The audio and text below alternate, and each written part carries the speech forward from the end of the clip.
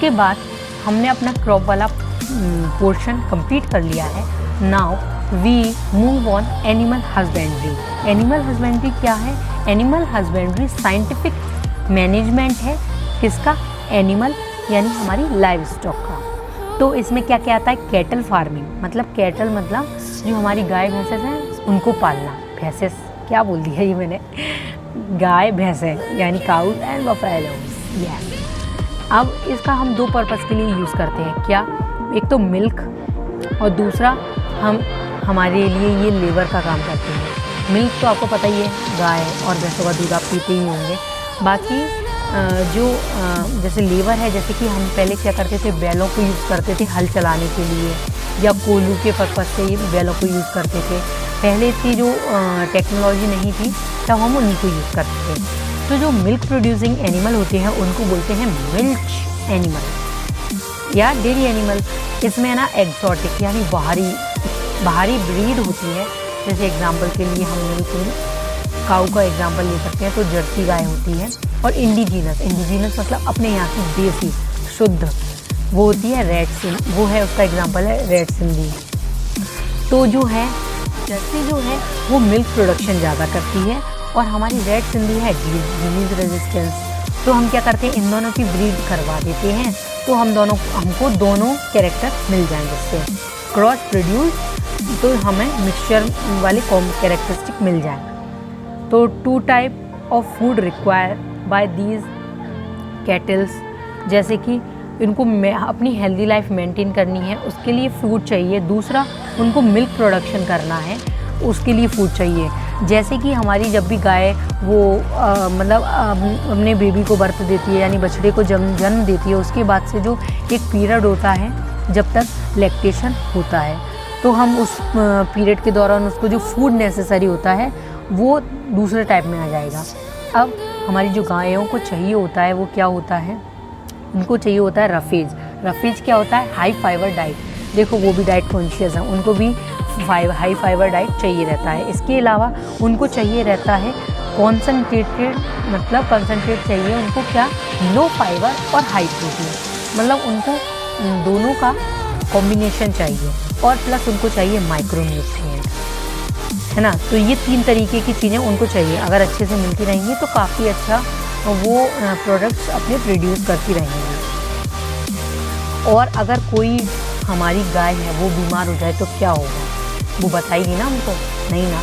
तो क्या होता है, फार्मर कैसे पहचानता है या फिर जो वो उसको पाल रहा है वो कैसे पहचानता है? वो पहचानता है कि वो उसकी जो फूड हैबिट है वो कम हो गई है, खाना कम खाने लगी है और ना उसका जो पोस्चर है वो बैड हो गया है। मतलब जैसे हम भी जैसे अगर बीमार हो जाते हैं तो फूड अपने आप कम हो जाता है, हमारा भी ऐसे ही उनका होता है। तो उनके जो भी पालने वाले हैं वो पहचान जाते हैं। इसके बाद दूसरा पॉइंट है एनिमल हस्बेंड्री का पोल्ट्री फार्मिंग। जैसे कि आप नाम से समझ सकते हैं, पोल्ट्री मतलब हमारी जो मुर्गियां हैं उसका मतलब उसका लालन पालन। इसमें हमें 2 टाइप के मिलते हैं, लेयर्स एंड ब्रॉयलर्स। लेयर्स मतलब होता है ले जो करते हैं ना, एग ले, हाँ वही वाले लेयर्स।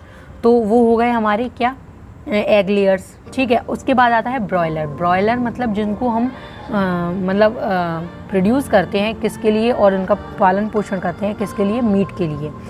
तो जैसा कि मैंने आपको कैटल फार्मिंग वाले में बताया था एग्जॉटिक और इंडिजीनस, ऐसे ही इसमें एग्जॉटिक और इंडिजीनस है।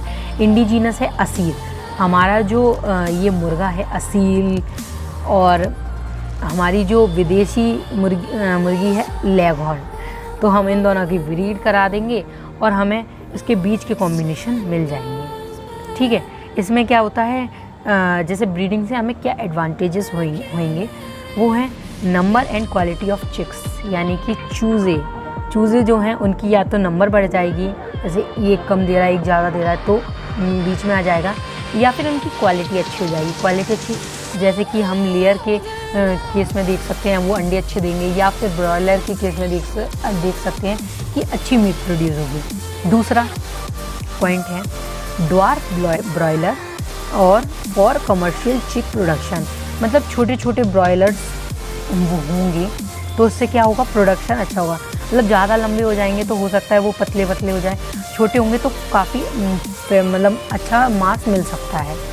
Summer adaptation capacity tolerance to high temperature, जैसा कि हमारी जो क्रॉप है उसमें एबायोटिक के लिए रेजिस्टेंस हो रहा था, ऐसे ही ये भी हाई टेम्परेचर को सह सकेंगे, मतलब टेम्परेचर वेरिएशन को थोड़ा सह सकेंगे। ये बाद वाला पॉइंट है लो मेंटेनेंस रिक्वायरमेंट। अब जैसे टेम्परेचर हमको एक मतलब ज़्यादा टेम्परेचर भी वो आराम से सह सकते हैं, तो हमें एसी लगाना नहीं पड़ेगा, है ना।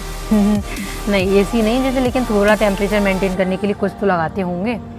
5वां पॉइंट है reduction in the size of the egg layers but with ability to utilise more fibrous cheaper diet formulated using agriculture by products. यानी कि ये जो मैंने बोला उसका क्या मतलब है, इसका मतलब है एग लेयर के भी साइज़ को कम करेंगे, जो कि क्या होगा, हमारी जो फाइब्रस डाइट है उसको अच्छे से यूज़ कर पाएगा। तो हमारे जो वो हैं क्या कहते हैं, अब जो लेयर्स होंगे वो मतलब लो फाइबर और हाई प्रोटीन को मतलब हाई प्रोटीन वाली जो प्रोडक्ट्स हैं वो हमें प्रोवाइड करेंगे। इसके बाद आता है फिश प्रोडक्शन। हमने क्या क्या पढ़ा, कैटल फार्मिंग, हमने पढ़ा पोल्ट्री फार्मिंग। अब आते हैं हम अपने तीसरे पॉइंट यानी कि फ़िश प्रोडक्शन पे। फ़िश प्रोडक्शन ये क्या है, ये बहुत ही सस्ता है और इसमें प्रोटीन भी काफ़ी अच्छे मात्रा में मिलता है। कैसे, इसमें हम क्या करते हैं कि मछलियों को या तो पकड़ लेते हैं, तो उसमें हम बोलते हैं कैप्चर फ़िश, उन फिशेस को बोलते हैं, और कैप्चर फिशरी अगर उसका पूरा मैनेजमेंट देख रहे हैं। और दूसरा हम क्या कर सकते हैं, उनको कल्चर कर सकते हैं, मतलब कि हम अपने हिसाब से उगा सकते हैं।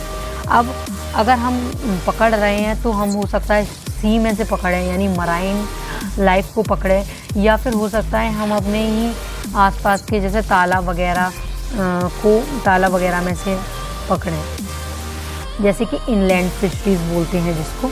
तो जो मरीन है वो उसका भी काफ़ी बड़ा एरिया कवर होता है, तो उसमें कुछ है मरीन लाइफ, जैसे कि ट्यूना फ़िश, मरीन लाइफ की फ़िश जैसे ट्यूना, और भी एग्जांपल आपकी बुक में दिए हैं।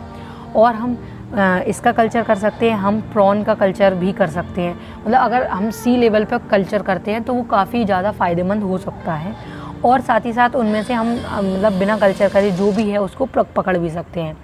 तो जब हम कल्चर करते हैं तो उसको बोलते हैं मैरीकल्चर।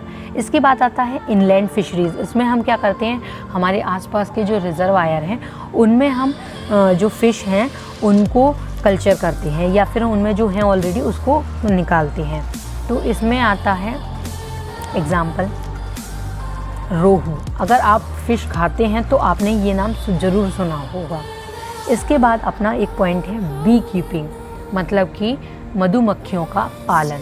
अब आप सोचेंगे कि मधुमक्खियों का पालन क्यों करना है, तो आप सोचते हैं कि जैसे हनी है हमें उससे मिलता है, तो ये हमारे लिए बहुत फ़ायदेमंद हो सकता है, क्योंकि इसमें पैसे बहुत कम लगते हैं, और हमें हनी जो कि न्यूट्रिशियस वैल्यू देखी जाए उसकी तो काफ़ी बहुत अच्छी है, तो वो मिल सकता है। साथ ही साथ आप मतलब जैसे बी को पालेंगे तो उससे क्या होगा कि जो बी है वो ना पॉलिनेशन कराती है। पॉलिनेशन होता है कि जो हमारे जो प्लांट हैं उनमें एक पॉलन दूसरे में गिरा के उनकी जो प्रोडक्टिविटी है उसको भी बढ़ाते हैं। तो हमारे दो फ़ायदे होते हैं बी को पालने से, यदि हम करते हैं। साथ साथ बहुत ही मिनिमल खर्चा है और काफ़ी अच्छा फ़ायदा हो सकता है। तो इसमें क्या होता है कि अपनी जब फार्मर करता है तो अपने यहाँ की बीज को यूज़ कर सकता है, जिसको बोलते हैं एपिस इंडिका, और कुछ होती हैं जंगली स्पीशीज़, कुछ होती हैं काफ़ी मतलब ऐसी स्पीशीज़ जो कि बहुत कम पाई जाती हैं, तो उनका जो शहद है वो भी काफ़ी महंगा जाता है, तो हम इसको भी पाल सकते हैं। इसके अलावा जो बी है, बी से हमें हनी के अलावा वैक्स मिलता है जिसको बोलते हैं बी वैक्स, जो कि मेडिसिनल पर्पस से यूज़फुल हो सकता है।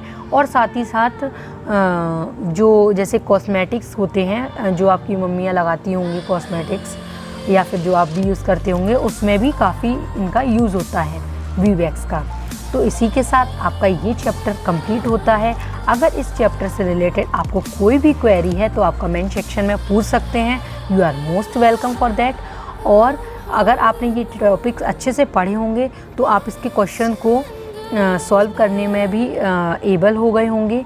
बाकी आप मुझे ज़रूर बताएं कि मेरा ये तरीका है ये आपको अच्छा लगा, कि आपको मेरा बोर्ड वाला पैटर्न पसंद है, तो मैं उसी के अकॉर्डिंग आपको नई वीडियो दे पाऊँ। तब तक के लिए सी यू गाइस।